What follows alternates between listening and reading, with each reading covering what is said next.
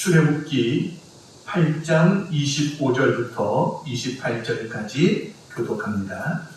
바로가 모세와 아론을 불러 이르되 너희는 가서 이 땅에서 너희 하나님께 제사를 드리라. 모세가 이르되 그리하면 부당하니이다. 우리가 우리 하나님 여호와께 제사를 드리는 것은 애굽 사람이 싫어하는 바인즉 우리가 만일 애굽 사람의 목전에서 제사를 드리면 그들이 그것을 미워하여 우리를 돌로 치지 아니하리까. 우리가 사흘길쯤 광야로 들어가서 우리 하나님 여호와께 제사를 드리되 우리에게 명령하시는 대로 하려 하나이다. 바로가 이르되 내가 너희를 보내리니 너희가 너희의 하나님 여호와께 광야에서 제사를 드릴 것이라. 너무 멀리 가지는 말라. 그런즉 너희는 나를 위하여 간구하라.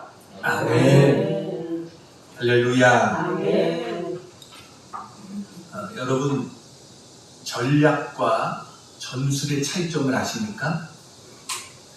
이 말은 군사 용어인데 지금은 이제 널리 사람들에게 쓰여지고 있는 그런 말입니다.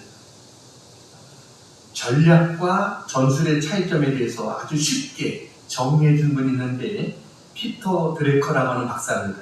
이분은 이렇게 설명을 했습니다. 전략은 어느 길을 갈 것인가 선택하는 것이고 전술은 선택한 길을 어떤 방법으로 갈 것인가 선택하는 게 전술이다 라고 말했습니다. 그러니까 전략은 어느 길을 갈 건가, 길들이 많잖아요. 근데 어느 길을 갈 건가 이거를 선택하는 게 전략이고 전술은 그 선택한 길을 어떤 방법으로 갈 것인가 이게 전술이다. 그러니까 예를 들면 장기나 바둑 같은 데서 먼저 포석을 놓잖아요. 이거는 전략입니다. 앞으로 내가 이런 방향으로 할 거다. 그건 전략이에요. 그리고 나서 이제 거기에 맞춰서 하나하나 말을 움직이고 이렇게 하는 것, 이런 것들은 전술이다라는 것이죠. 전술보다 중요한 것은 전략입니다. 그래서 성경은 잠언 24장 6절을 같이 한번 읽겠습니다. 시작. 너는 전략으로 싸우라. 승리는 지략이 많음에 있느니라. 무엇으로 싸우라고요? 전략으로 싸우라. 이렇게 이야기했습니다. 이 구절은 세계 제1의 정보기관으로 인정받는 이스라엘의 정보기관인 모사드의 좌우명이라고 합니다. 그러니까 모사드는 이들은 뭐예요? 전략으로 싸우겠다. 이게 그들의 좌우명이다 라는 거예요. 이스라엘 나라가 자기보다 정말 몇 배, 몇십 배 많은 아랍 사람들에 둘러싸여 있으면서도 어떻게 보면 그들이 자기들의 자리를 지키고 그리고 어떻게 보면 그들에게 아랍 사람들에 대해서 지지 않고 승리하며 나갈 수 있는 비결이 뭐냐? 전략으로 하기 때문이다 라는 것. 지금 우리나라의 지도자들의 문제가 뭘까 할 때 지도자들의 문제는 저는 어떻게 보면 이들이 전략이 없다 이런 생각이 들어요. 그러니까 시대 정신을 바로 읽고 국가 경영을 어떻게 해나갈 것에 대한 어떤 전략이 없이 그냥 전술적인 목표만을 가지고 모든 일들을 해나가고 있으니 국민들은 답답할 뿐이죠. 이번에 새만금에서 그 잼버리 대회가 열리고 있잖아요. 세계에서 수만 명의 아이들이 와가지고 어떻게 보면 정말 큰 그와 같은 행사를 치르고 있는데 너무나 전략적으로 준비가 안 돼 있었다. 그런 생각을 지울 수가 없습니다. 지도자들이 충분히 예상할 수 있는 그런 것조차도 제대로 예상하지 못하고 이런 일을 하다 보니까 영국이나 미국이나 또 어디에요? 싱가포르나 또 이제는 우리나라에서조차도 지자체에서 이거 빠지겠다 이렇게까지 이야기를 하더라고요. 왜냐하면 오래전에 벌써 결정이 되어졌고 그것을 위해서 몇 천억의 재산이 벌써 돈이 투입이 된 그런 것입니다. 그 돈이 다 어디 쓰였는지도 지금 모르고 있다는 거예요. 벌써 작년에 국정감사 이런 거 할 때 미리 다 예상의 질문을 했어요. 이런 것들이 충분히 예상되지 않느냐. 그런데도 거기 나온 장관은 아무런 문제가 없다. 큰 소리 쳤거든요. 태풍이 와도 문제가 없다. 이 정도까지 자신 있게 얘기를 했어요. 근데 지금 보면은 전혀 준비가 제대로 안 돼 있는 이런 모습을 보는 거예요. 그러니까 전략이 없었던 거예요. 그냥 닥치니까 전술만 가지고 한다? 이것은 잘못된 것이죠. 여러분, 사탄도 전략이 있다는 사실 아십니까? 에덴 동산에서 이 사탄이 아담과 하와에게 접근할 때 전략을 가지고 접근하고 넘어뜨리려고 했습니다. 사탄은 하와에게 질문합니다. 1절에 뭐라고 말하냐면, 자, 창세기 3장 1절 빨간 거 읽어볼까요? 시작. 하나님이 참으로 너희에게 동산 모든 나무의 열매를 먹지 말라 하시더냐. 하나님 마치 에덴 동산의 모든 나무의 열매를 먹지 못하게 한 것처럼 사탄은 그렇게 하와에게 이야기를 합니다. 참으로 먹지 말라 하시더냐. 이건 하나님에 대해서 불신의 감정을 심어주려고 하는 거예요. 근데 사탄의 유혹 대상은 아담이 아니라 하와였습니다. 왜 하와에게 접근했을까? 이거는 하와는 하나님이 아담에게 주셨던 그 말씀을 직접 듣지 않았어요. 그러니까 하나님 말씀을 직접 듣지 않은 하와에게 먼저 이야기를 한 거예요. 그랬더니 이 뱀의 말을 듣고 하와가 뭐라고 말하냐면 3절 말씀 같이 한번 읽습니다. 3절 시작. 동산 중앙에 있는 나무 열매는 하나님의 말씀에 너희는 먹지도 말고 만지지도 말라. 너희가 죽을까 하노라 하셨느니라. 하와는요 아마 아담을 통해서 들었겠죠. 그 하와의 이야기는 하나님이 동산 중앙에 있는 나무 열매는 너희가 먹지도 말고 만지지도 말라. 하나님은요 먹지 말라고만 하셨어요. 근데 하와는 만지지도 말라. 또 읽겠습니다. 그리고 하나님은 너희가 먹으면 정령 죽으리라 그랬는데 하와는 뭐라고요? 죽을까 하노라. 그러니까 만지지도 말라는 말은 하와가 덧붙인 말이고 하나님은 반드시 죽으리라 2장 17절에 그렇게 말했는데 죽을까 하노라 이렇게 이야기했어요. 그러니까 하나님 말씀을 제대로 잘 몰랐어요. 그러자 하와는 사탄의 전략에 넘어갔습니다. 하와는 제일 잘못한 것이 뭐냐? 뱀의 질문에 응답했다는 거예요. 이게 먼저 잘못된 거예요.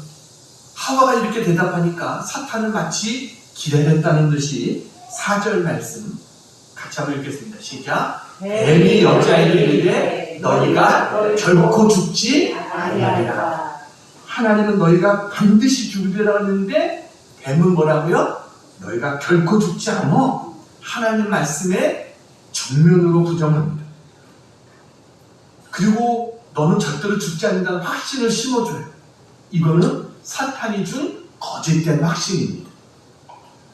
그리고 나서는 하와에게 그럴듯한 미끼를 던집니다. 그것은 너희가 이거 먹으면 너희 눈이 밝아지고 하나님같이 되어질 거야 라는 거예요. 5절 말씀 같이 한번 읽겠습니다. 시작. 너희가 그것을 먹는 날에는 너희 눈이 밝아져 하나님과 같이 되어 선악을 알 줄 하나님이 아심이라. 그러니까 너 이거 먹으면 하나님 같이 돼. 사탄의 전략이 뭔지 아십니까? 사탄에 가진 강력한 두 가지 무기가 있습니다.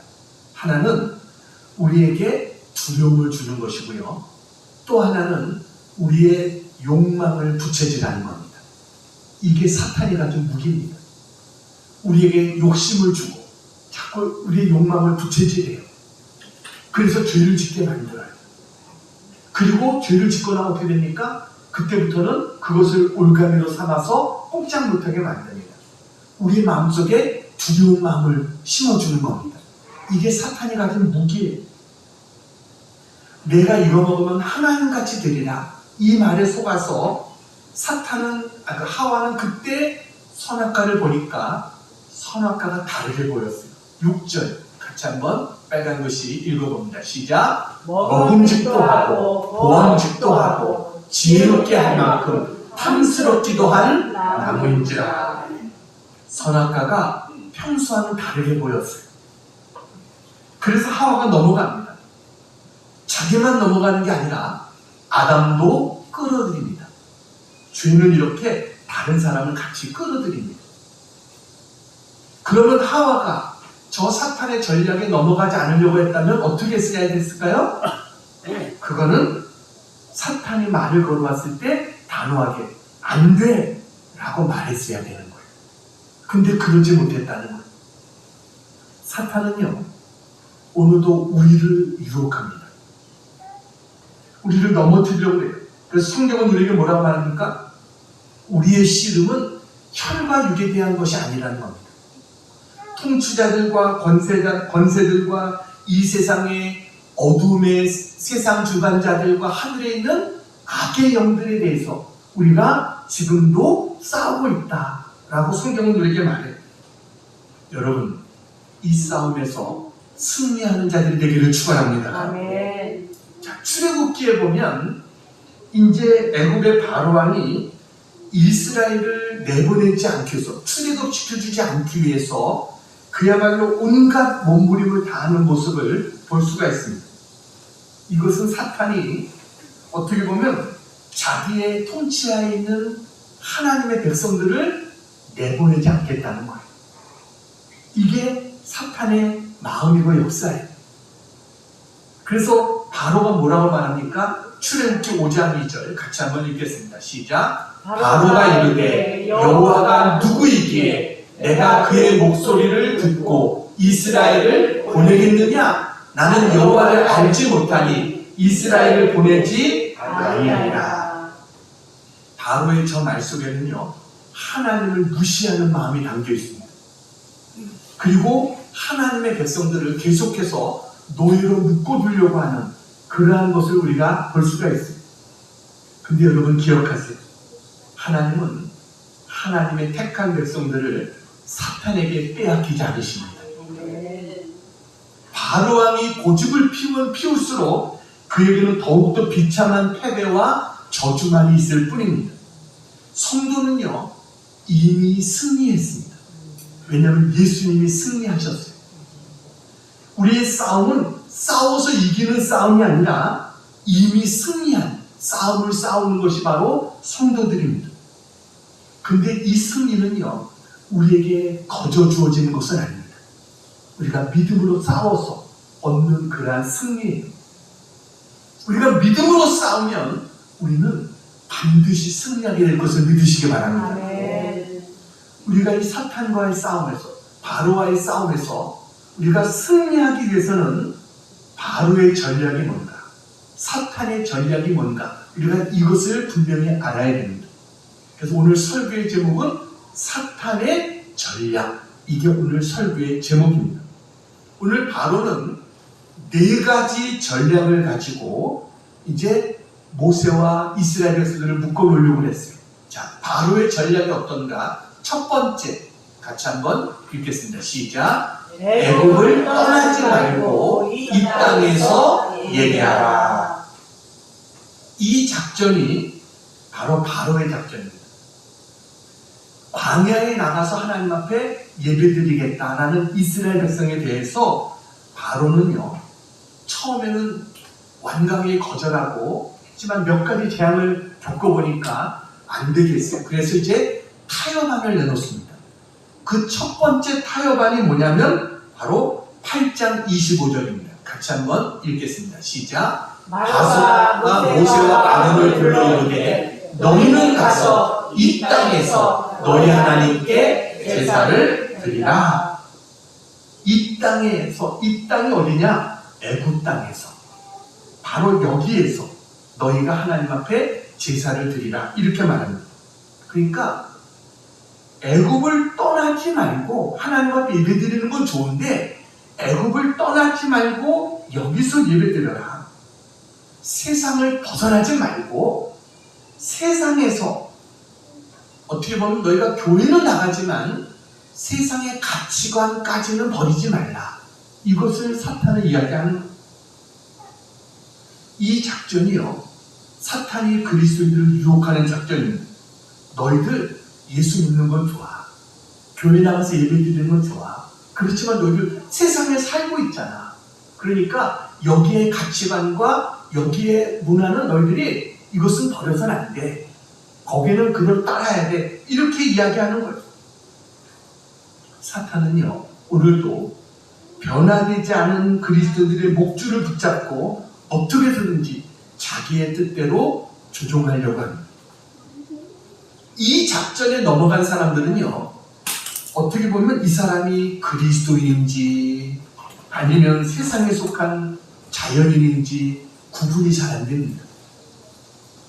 교회는 나오지만 언제나 그의 중심은 세상입니다.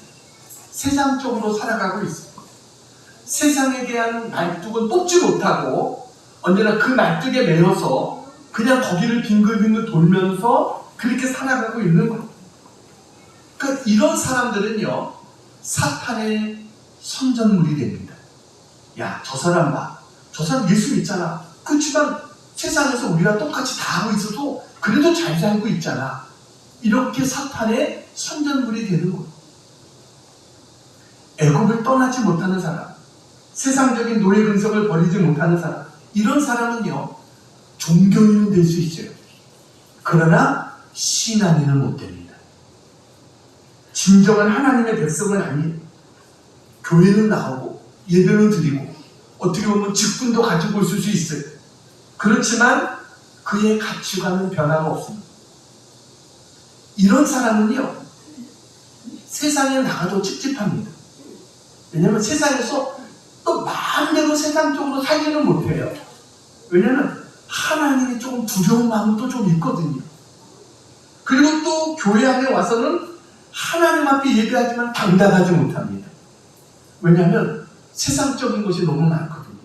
그러니까 하나님 앞에 와서도 당당하지 못하고 세상에 있어도 뭔가 좀 두려운 마음이 있고, 이게 이들의 모습이에요. 왜요? 애굽에 매여있기 때문에 그렇습니다. 지금도 사탄은요, 우리에게 너희들 아무런 부담 없이 그냥 종교인으로 지내다 보면 그러면 예배도 드리고 그리고 나중에 구원도 받고 그렇게 하다 보면 천국에도 갈 수 있어. 이렇게 우리를 속여요. 이게 바로의 타협아니에요.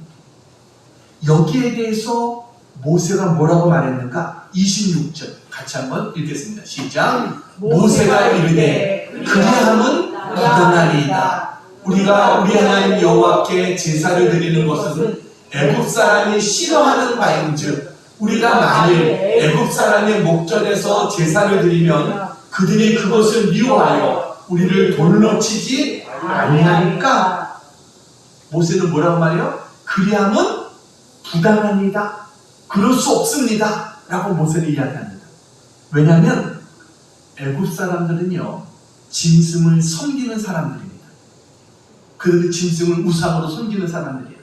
그렇지만 우리는 뭐라는 거예요? 우리는 짐승을 잡아서 하나님을 섬기는 백성이다라는 거예요. 당신과 우리는 가치관이 다르고 주권이 다르고 사는 방식이 다르고 우선순위가 다른 것이 바로 당신과 우리다라고 모세는 바로 이야기합니다. 우리는요, 세상 사람과 다른 사람들입니다. 우리는 세상에 살지만 세상 사람과 다릅니다. 우리는 빛이요 소금입니다. 그래서 여러분, 우리는 모세처럼 우리는 그렇게 할 수 없습니다. 이렇게 말하시는 우리가 돼야 돼요. 변화받지 않아도 구원받을 수 있어. 여기에 대해서 우리는 뭐예요? No! 그리함은 불가능이다 라고 말할 수 있어요. 세상도 즐기고 신앙도 즐겨라. No! 그건 안 됩니다 라고 말할 수 있어요. 애굽을 떠나지 말고 이 땅에서 예배하라. 이게 바로 사탄의 첫 번째 전략이다. 여기에 대해서 우리는 뭐예요? No, 그것은 안 됩니다 라고 말할 수 있는 그런 우리 모두가 되어지기를 축원합니다. 자, 사탄의 두 번째 전략을 봅니다. 두 번째, 같이 한번 읽습니다. 시작. 가라. 그러나 너무 멀리는 가지 말라. 첫 번째 타협안에서 바로가 실패하니까 이제 바로는 두 번째 타협안을 냅니다. 28절입니다. 같이 한번 읽겠습니다. 28절 시작. 바로가 이르되 내가 너희를 보내리니 너희가 너희의 하나님 여호와께 광야에서 제사를 드릴 것이나 너무 멀리는 가지 말라. 그런즉 너희는 나를 위하여 간구하라. 그래, 내가 너희를 보내줄게. 제사 드리러 보내줄게. 그런데 가까이서 드리면 되지. 멀리까지 가서 제사를 드릴 필요가 뭐가 있어? 모세는 뭐라고 말했어? 우리가 3일쯤 광야로 들어가서 하나님 앞에 제사를 드리겠습니다라고 말했거든요. 그랬더니 바로는 보내는 주는데 가까이서 하라라는 거예요. 그러니까 이것은 뭐예요? 그때요, 멀리까지 가서 할 필요가 뭐 있어? 가까운 데서 하나님께서 드려도 다 받으실 텐데 가까운 데서도 되지. 이게 뭐예요? 이게 인본주의인 것입니다. 쉽게 말하면, 야, 영상으로도 예배 드리면 되지. 꼭 교회까지 가서 예배 드릴 필요가 뭐가 있어? 이렇게 말하는 거예요. 하나님 앞에 예배 드리는 게 중요하지. 뭐 영상으로 드린다고 하나님 예배를 안 받으셔? 꼭 교회까지 가서 예배 드려야 될 필요가 뭐가 있어? 더군다나 코로나일 때는 더 했죠. 그때는 코로나니까 교회 가서 예배 드리면 안 돼. 이렇게 이야기했잖아요. 다시 말하면 예배 드리는 거는 좋아. 그런데 너무 멀리는 가지 마. 이게 뭐야?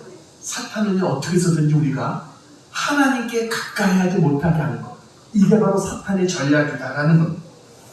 그리고 바로는요, 자기중심적이에요. 오늘 뭐라고 말합니까? 너희는 나를 위하여 간구하라고 그랬어요. 자기는 하나님 믿지도 않으면서 나 위해서 기도해달라는 거예요.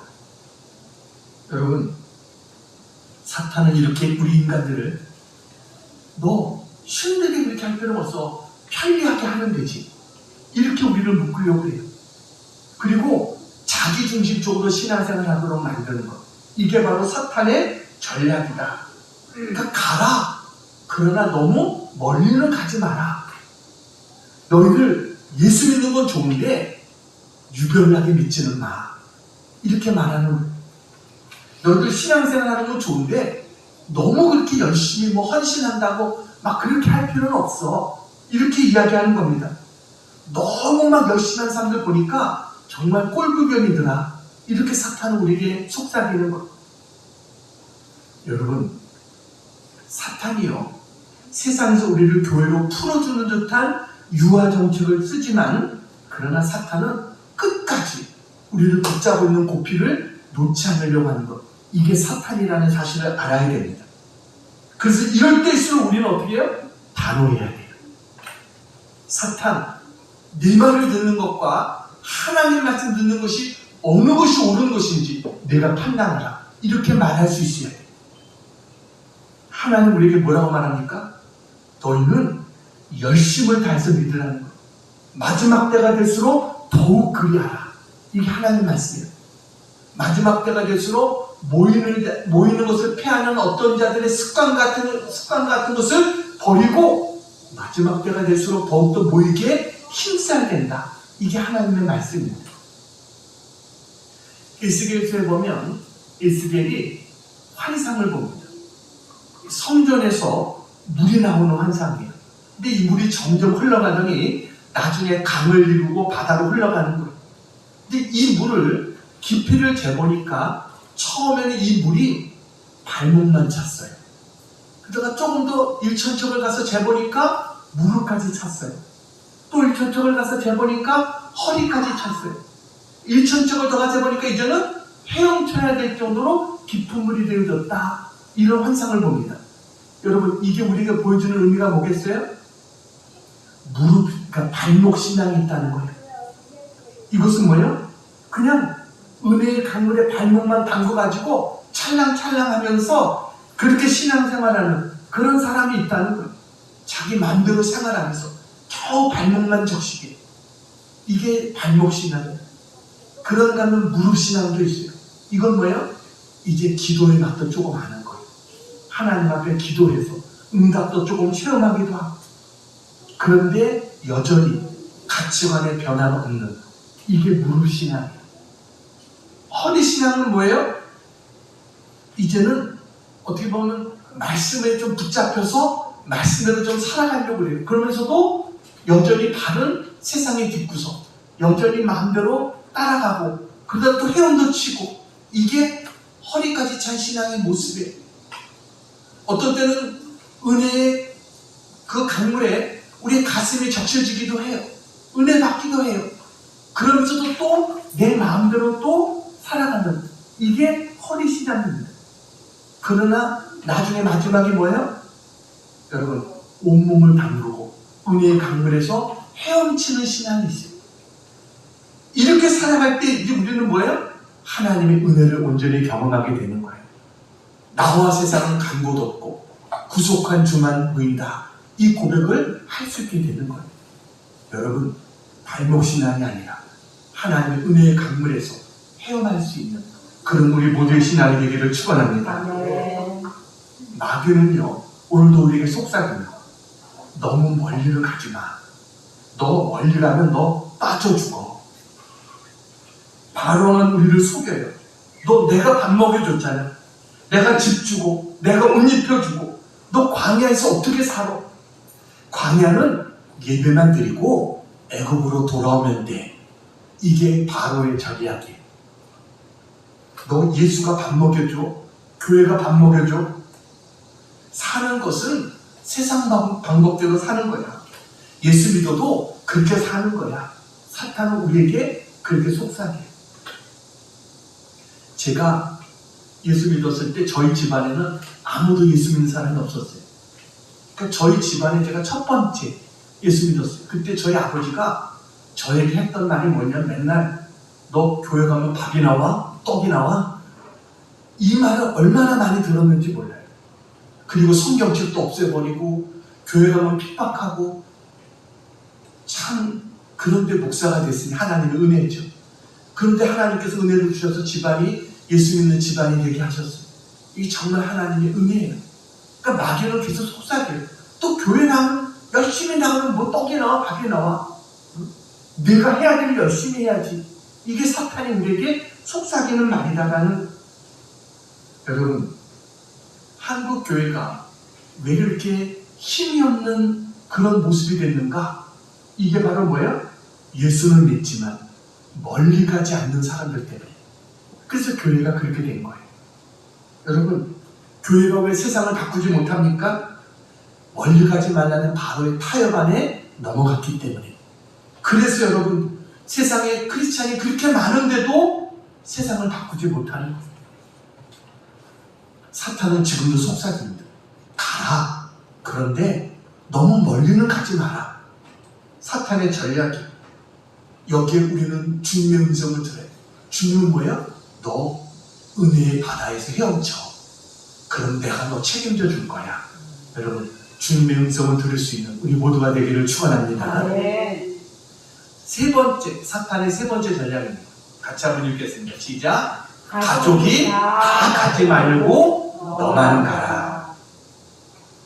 바로는 세 번째 타협안을 해요. 그게 뭐예요? 우리 10장 10절 11절 같이 한번 읽겠습니다. 10장 10절 11절 시작. 바로가 그들에게 이르되 내가 너희와 너희의 어린아이들을 보내면 여호와가 너희와 함께함과 같으니라. 보라, 그것이 너희에게는 나쁜 것이니라. 그렇게 하지 말고 너희 장정만 가서 여호와를 섬기라. 바로가 뭐라고 말합니까? 가족이 다 가지 말고 남자만 가라는 거예요. 장정만 가라. 그러니까 가려면 가는 거 좋은데 너 혼자 가. 이렇게 이야기하는 겁니다. 여러분, 사탄이 얼마나 집요합니까? 끝까지 사탄은 포기하려고 하지 않아요. 한두 번 실패했다고 포기하지 않습니다. 우리가 예수 믿는다고 열심을 내면 사탄은 반드시 세 번째 타협안을 들고 옵니다. 그러니까 장정만 가라는 말은 뭐예요? 여자와 아이들을 붙잡아 두겠다는 거예요. 그렇게 되면 어떻게 됩니까? 남자가 예배드리고 나서 다시 돌아올 수밖에 없는 것이죠. 이게 사탄의 전략입니다. 그러니까 좋아, 너 열심히 믿는 것도 좋아. 근데 신앙은 자유니까. 그러니까 너 혼자 열심히 믿어. 그리고 남편과 자식까지, 여러분 이웃까지 어떻게 하려고 하지 말고 너 혼자만 열심히 신앙생활해. 다른 사람의 구원까지 내가 책임지려고 하지 마. 이게 사탄의 전략입니다. 그러니까 공동체를 운운하지 말라. 이게 사탄의 말이에요. 근데 하나님은 어떤 분이십니까? 하나님은요, 공동체를 만드신 분이 하나님이십니다. 하나님이 만드신 가장 좋아하신 가장 중요한 것이 뭐예요? 가정이고 교회입니다. 하나님은 가정을 만드셨고 교회를 만드신 분이 하나님이세요. 그래서 하나님은요, 우리가 가정이, 교회가 하나님을 섬기고 경배하기를 하나님은 원하고 계신 거예요. 근데 사탄은 뭐예요? 사탄은 에덴 동산에서 이 공동체를 파괴합니다. 가인이 아벨을 죽게 하는 거예요. 이때 가인이 뭐라고 말했는가? 하나님 앞에 하나님께서 가인아, 내 아우 아벨이 어디 있느냐? 이렇게 말했더니 가인이 내가 아우를 지키는 자입니까? 이게 가인의 말입니다. 내가 아우를 지키는 자니까. 여러분, 우리는 당당하게 선포할 수 있어야 돼요. 내가 아우를 지키는 자입니다. 이것을 말할 수 있어야 됩니다. 내가 공동체를 지키는 자냐? 이 질문에 그렇습니다. 나는 공동체를 지키는 자입니다. 나는 가정을 지키고 교회를 지키는 자입니다. 우리가 이것을 말할 수 있는 그런 우리가 되어야 될 줄로 믿습니다. 아멘. 나는 이 공동체를 섬기고 이 공동체를 통해서 하나님 앞에 영광을 돌리기를 원합니다. 이것이 우리의 고백이 되어야 된다라는 거예요. 잭 갤리라고 하는 한 신문 기자가 소말리아를 어떻게 보면 취재를 했습니다. 그래서 몇몇의 기자들이 이제 소말리아를 취재하는 거예요. 그들이 모가디슈라고 하는 곳에서 취재를 할 때였어요. 기자가 이제 한 마을에 들어갔는데 마을 사람들은요, 기근으로 인해 가지고 거의 다 죽었습니다. 그런데 기자는 거기서 한 작은 소년을 발견했어요. 소년의 온몸은 벌레에 물려 있었고요. 영양실조로 걸려가지고 배만 볼록했어요. 머리카락은 빨갛게 변해 있었고 피부는 한 100살쯤 되는 모습으로 보여졌어요. 사진 하나 보여드리겠습니다. 여러분, 유명한 사진이죠. 독수리가 아이를 보고 있어요. 독수리가 뭘 기다리고 있어요? 저 아이가 죽기만 기다리고 있는 거예요. 정말 뼈만 남아있는 그런 상태의 모습이죠. 그래서 마침 일행 중에 한 사진 기자가 과일을 갖고 있어가지고 이 소년에게 줬어요. 근데 소년은 너무 허약해가지고 과일 하나를 그야말로 들고 있을 힘이 없었어요. 그래서 기자는 그것을 반으로 잘라가지고 소년에게 줬어요. 그랬더니 소년은 그것을 받아들고 고맙다는 눈짓을 이렇게 하고 나서 마을을 향해서 걸어가기 시작했습니다. 기자 일행이 이 소년의 뒤를 따라갔지만 소년은 전혀 그것을 의식하지 못하고 있어요. 소년은 거의 기다시피 자기보다 더 많은 아이가 있는 곳에 이렇게 소년이 갔어요. 아이의 눈은 완전히 감겨 있었어요. 더 작은 아이는 이 소년의 동생이었어요. 그때 이 형은 자기의 동생 곁에 무릎을 꿇더니 자기 손에 쥐고 있는 과일을 자기가 한 입 베어 물고서 그것을 씹기 시작했어요. 그리고 나서 그것을 동생의 입에 넣어줬어요. 동생은 턱을 움직일 힘도 없는 거예요. 형이 동생의 턱을 움직여주는 거예요. 이것을 십도로. 그렇게 형이 동생을 도와줬어요. 다음 사진을 보여주세요. 바로 저런 모습이었어요.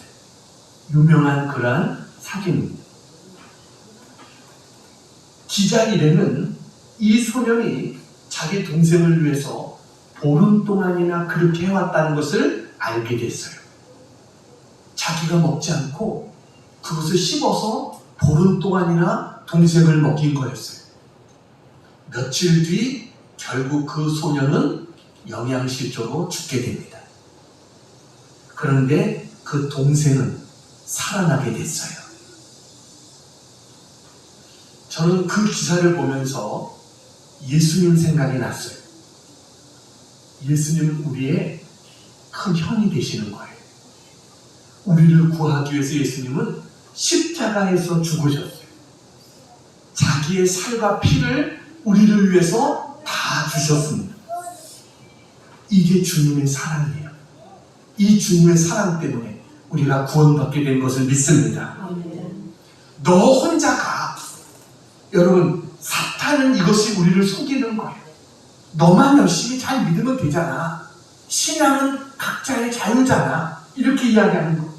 이거는 사탄이 주는 생각이고 사탄의 전략이다. 이것을 우리는 기억해야 돼요. 모세는 여기에 대해서 뭐라고 말합니까? 안 됩니다. 우리 남녀노소 다 같이 떠나야 됩니다. 이게 모세의 고백이었습니다. 하나님은 우리가 다 같이 나가서 하나님 앞에 경배와 예배드리기를 원하신다. 여러분, 사탄은 공동체와 우리를 떼어놓으려고 해요. 이 사탄의 전략이 되어 있습니다. 우리는 뭐야? 공동체와 이웃을 가슴에 품고 나는 저들과 함께하는 자들입니다. 함께 하나님 앞에 예배해야 됩니다. 이것이 우리의 고백이 되어지기를 주님의 이름으로 축원합니다. 아멘. 네 번째, 사탄의 전략 네 번째, 같이 읽겠습니다. 시작. 물질은 빼놓고 믿어라. 너나 열심히 예배하라. 이 바로의 유혹 앞에 모세는 단호히 거절합니다. 아내도 어린애도 두고 갈 수 없다. 그랬더니 바로가 네 번째 타협안을 내놓습니다. 이것은 마지막 타협안입니다. 10장 24절입니다. 같이 한번 읽겠습니다. 시작. 바로가 모세를 불러서 이르되 너희는 가서 여호와를 섬기되 너희의 양과 소는 머물러 두고 너희 어린 것들은 너희와 함께 갈지니라. 뭔 두고 가라고요? 양과 소는 두고 그냥 너희 몸만 가라. 이렇게 이야기합니다. 하나님 앞에 예배드리는 거 좋은데 꼭 물질로까지 예배를 드릴 필요가 있느냐? 이렇게 이야기하는 거예요. 바로가 끝까지 놓지 못하고 있는 게 뭐예요? 물질입니다. 사탄은 끝까지 우리가 물질을 놓지 못하게 만듭니다. 여러분, 양과 소 이거 가지고 하나님 앞에 예배드리는 거 막아보겠다는 것. 물질에 대한 하나님의 주권을 거절하는 겁니다. 여기에 넘어간 그리스도인들이 많습니다. 그러다 보면 어떻게 됩니까? 정말 하나님이 주시는 그 기쁨과 행복과 축복을 잃어버리고 신앙생활을 하는 거예요. 어떤 그 성도가 있었는데 이 사람은요, 예배 시간에 늦게 와서 목사님 설교할 때 싹 들어옵니다. 목사님 설교 듣고 축도하기 전에 싹 나갑니다. 그러니까 이 사람은 스스로 생각하는 거예요. 헌금할 필요도 없고 또 다른 예배나 모임에 참석할 필요도 없고 나는 최소한의 투자로 최대한의 효과를 거두고 있다. 이렇게 스스로 생각하는 겁니다. 그러니까 자기는 예배를 드리니까 난 천국에는 갈 수 있지 라고 생각하는 것. 또 물질과 시간의 손해도 보고 있지 않다 이렇게 생각하는 겁니다. 그러다가 이 사람이요, 어느 날 중한 병에 걸려가지고 병원에 입원을 했습니다. 하나님 앞에 기도하기 시작했어요. 하나님, 제 이런 중한 병에 걸렸으니까 하나님 고쳐주세요 라고 기도하는데 아무리 기도해도 차도가 없는 거예요. 그러니까 이제는 또 입을 벌려서 하나님 앞에 불평하기 시작합니다. 하나님, 나는 주일마다 빠지지 않고 열심히 참석했는데 근데 왜 저에게 하나님의 능력을 나타내 보여주지 않습니까? 이렇게 이야기를 했어요. 그랬더니 하나님께서 나타나셨어요. 그에게 그러더랍니다. 너 성전에 와서 잠깐 얼굴만 비추고 가지 않았느냐? 나도 너 병실에 와서 잠깐 얼굴만 비추고 갔다. 하나님께서 그러시는 거예요. 너 항상 바빠서 나에게 드릴 시간이 없다고 하지 않았느냐?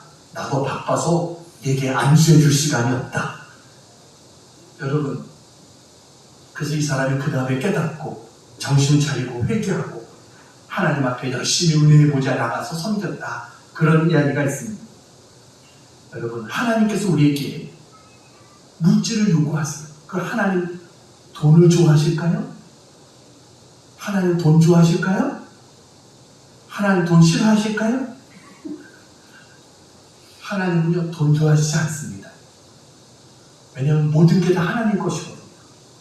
근데 하나님은 헌금을 좋아하십니다. 왜요? 거기에 우리의 마음이 있기 때문에. 내 물질 있는 곳에 내 마음이 있다라고 하시거든요.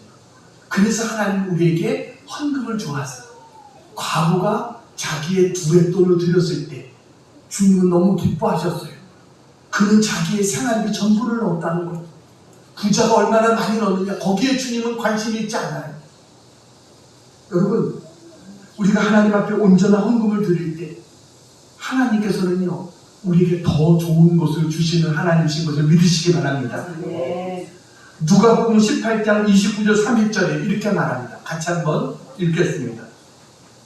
누가복음 18장 29, 30절 같이 한번 읽을까요? 시작. 이르시되 내가 진실로 너희에게 이르노니 하나님의 나라를 위하여 집이나 아내나 형제나 부모나 자녀를 버린 자는 현세에 여러 배를 받고 내세에 영생을 받지 못할 자가 없느니라 하시니라.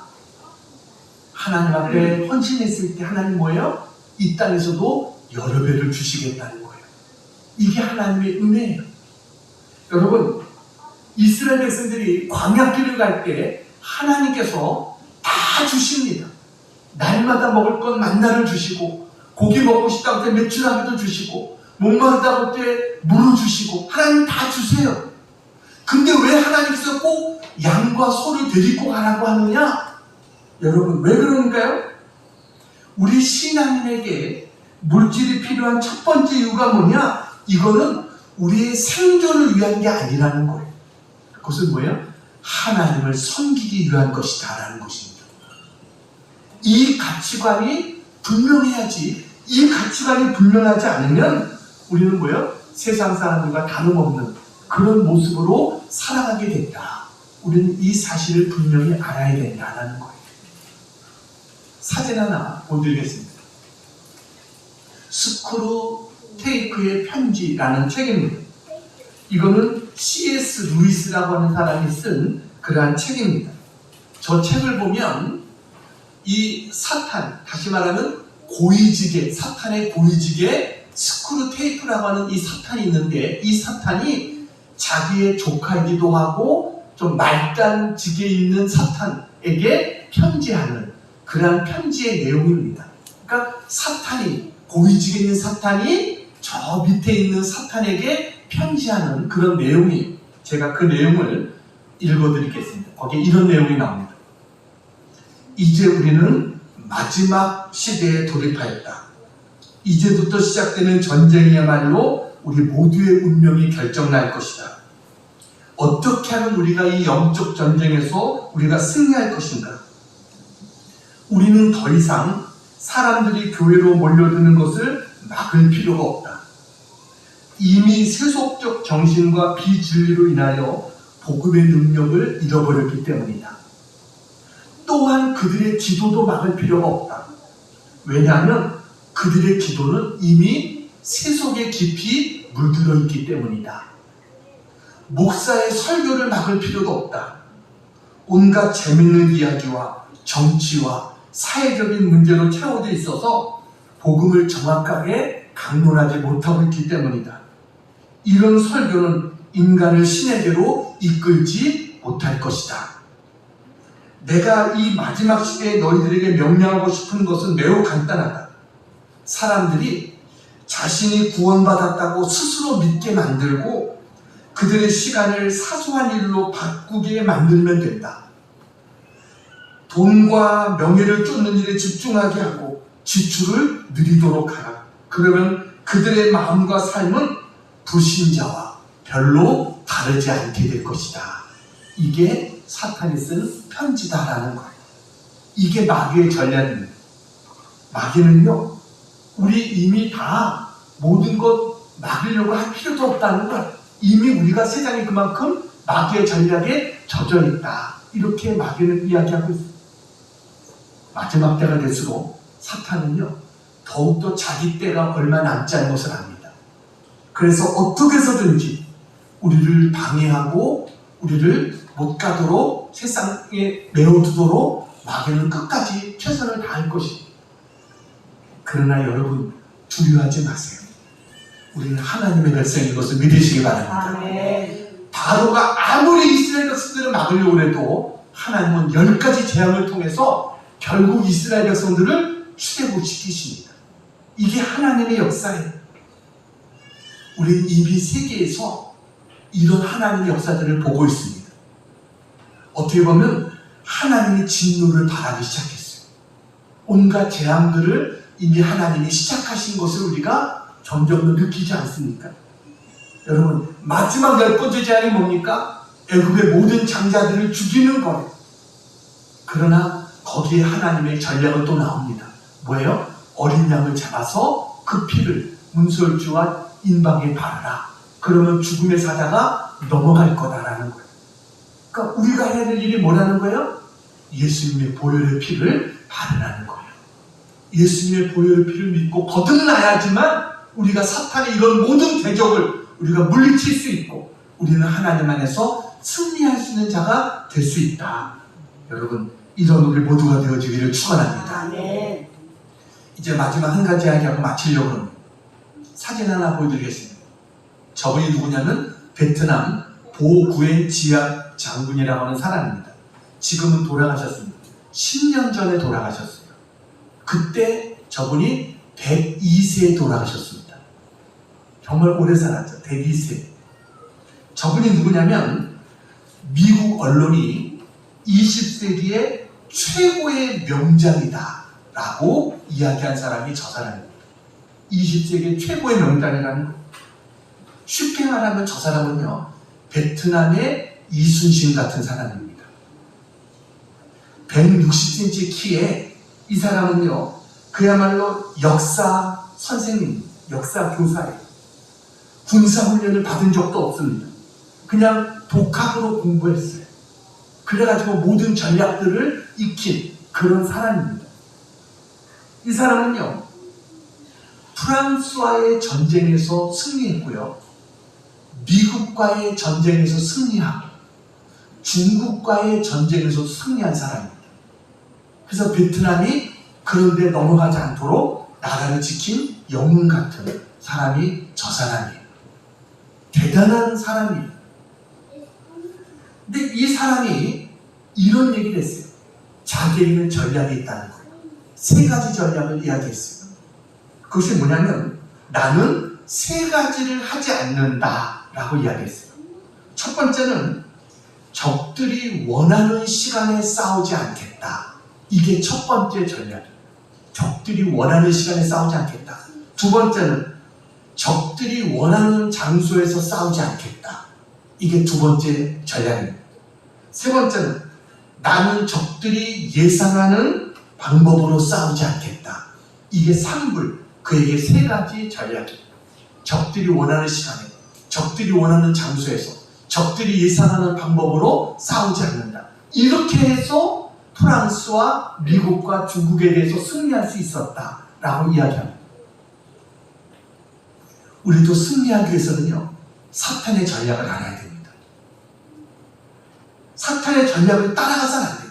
사탄의 방법대로 해서는 안 돼요. 우리 무엇을 따라가야 돼요? 예수님의 전략을 따를 수 있는 우리 모두가 되기를 축원합니다. 아멘. 주님의 전략이 뭘까요? 주님은 우리에게 가르쳐 주셨습니다. 시험에 들지 않게 깨어있어 기도하라. 할렐루야. 아멘. 이게 주님이 가르쳐 주신 전략입니다. 시험에 승리하기 위해서는 시험에 들지 않게 깨어있어 기도해야 된다는 거예요. 그래서 우리는 또 하나 뭐예요? 말씀의 검으로 무장해야 된다는 거예요. 주님이 사탄의 시험을 무엇으로 물리쳤어요? 말씀으로 물리쳤어요. 기도와 말씀. 이 두 가지가 없이는 우리는 사탄의 전략을 이길 수 없어요. 이 두 가지를 우리는 사용할 수 있어요.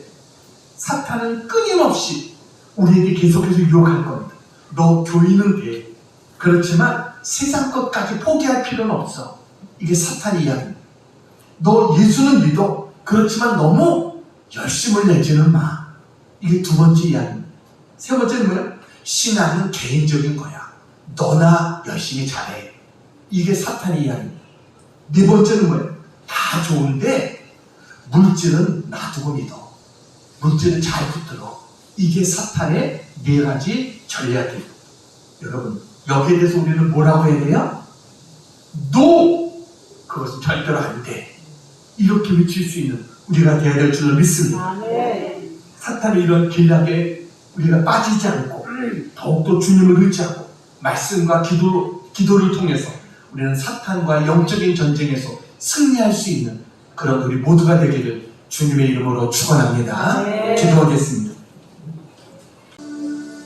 사랑하는 아버지 하나님, 우리가 마귀의 시험에 들지 않도록 우리를 건져주시고 지켜주시옵소서. 아멘. 사탄의 전략을 잘 알아서 깨달아 승리할 수 있는 저희를 되게 해 주시옵소서. 아멘. 더 이상 염려하지 않게 하시고 아멘. 걱정하지 않게 하시고 아멘. 염려할 시간에 기도하며 아멘. 감사하며 찬양하라고 하셨사오니 하나님 기도와 감사와 찬양하는 우리 모두가 되게 해 주시옵소서. 아멘. 말씀 가운데 뿌리 내리게 하여 주셔서 아멘. 견고하고 터가 굳어져서 아멘. 흔들림이 없는 우리의 믿음이 되게 해 주시옵소서. 아멘. 우리 사랑하는 성도들 하나님 붙들어 주옵시고 아멘. 은혜를 더해 주시옵소서. 아멘. 여러분, 이 시간 여러분 연약한 곳에 한번 손 얹고 기도하겠습니다. 그렇지 않은 분들은 가슴에 손 얹고 우리 한번 같이 한번 기도합니다. 사랑하는 주님, 우리의 연약한 곳에 믿음으로 손 얹었습니다. 주님, 주님의 손으로 만져 주시옵소서. 아멘. 주님의 능력으로 치료해 주시옵소서. 아멘. 나 여호와는 치료하는 여호와다. 하나님 치료자가 되어 주심을 믿습니다. 아멘. 저들에게 치료의 광선을 비추어 주시옵소서. 아멘. 나사렛 예수의 이름으로 명하노니 예수의 이름으로 강건할지어다. 아멘. 예수의 이름으로 모든 병은 떠나갈지어다. 아멘. 예수의 이름으로 깨끗해질지어다. 아멘. 모든 어두움은 떠나갈지어다. 아멘. 하나님 감사합니다. 하나님의 새 힘으로 날마다 믿음으로 영혼이 잘 되게 하시고 아멘. 범사가 잘 되고 아멘. 강건한 저희들이 다 되게 해 주시옵소서. 아멘. 예수님의 이름으로 감사하며 기도하옵나이다. 아멘.